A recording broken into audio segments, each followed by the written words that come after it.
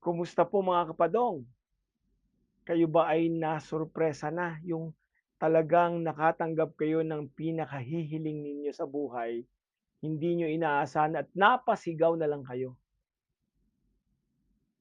Tara magkwentuhan tayo, ikwento mo kay Padong.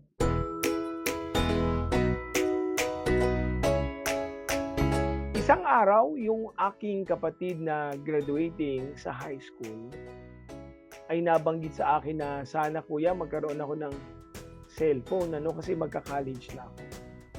Ako naman po nun ay nagtatrabaho na at may konti na ring ipon.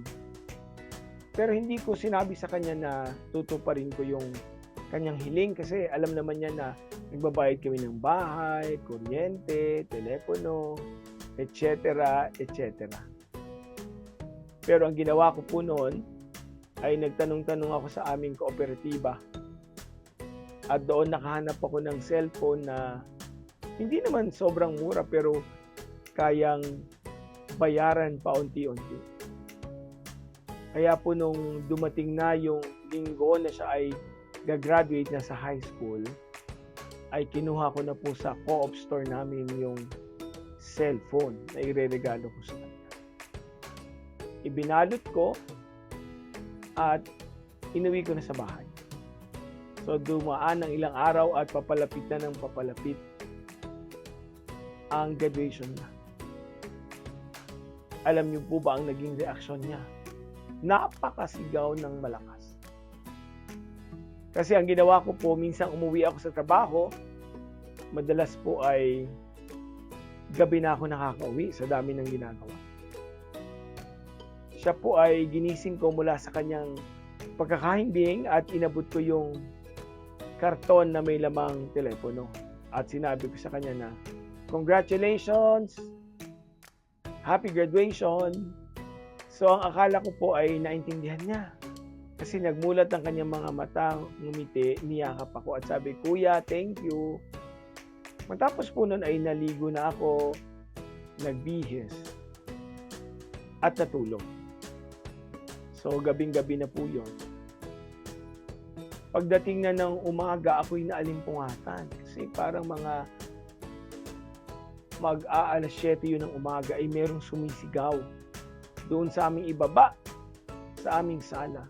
At may nagtatatalon. Hindi ko naman naiintindihan. Doon lamang nagising ang kapatid ko at na-realize niya ano yung box na hawak niya sa higaan. Ba't para daw merong nakaipit sa kanyang kilikili. At nung buksan niya ito, nakita niya yung telepono kaya hindi niya napigilan ng sarili sa kahihiyaw. Nagpasalamat siya sa Diyos at dininig daw ang kanyang panalangin at nagpasalamat siya sa akin. Dali-daling umakyat sa kwarto, kumatok at pinagbuksan ko, sabay yakap muli at sabing, "Salamat kuya dito sa regalo mo. Mag-aaral ako ng mabuti. Magtatapos hindi lang para sa akin, pero para sa inyo." Hindi naman talaga inasahan ng kapatid ko na magkakaroon siya ng cellphone na gano'n dahil marami nga kaming binabayaran. Pero ano ba ang kaligayahan ng puso na makapagbigay ng isang regalo sa isang mahal mo sa buhay? Yung kanilang reaksyon ay hindi mo mababayaran ng kahit anong pera. Sabi ko, kikitain pa rin yan, iipunin pa rin yung halagang yan.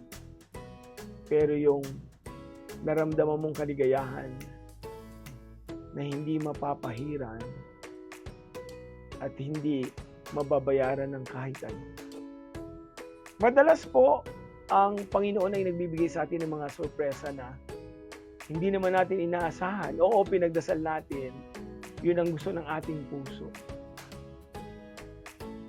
At sa kalaunan ay tinatanggap din natin na isang napakalaking biyaya.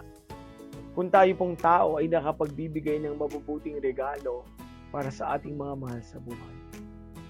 Paano pa ang Diyos na nagmamahal sa atin ng tunay? Mga kapadong, dito po ay merong espasyo ang inyong kwento dahil lahat po ng kwento rito ay mahalaga. Kaya tara, ikwento mo kay Padong.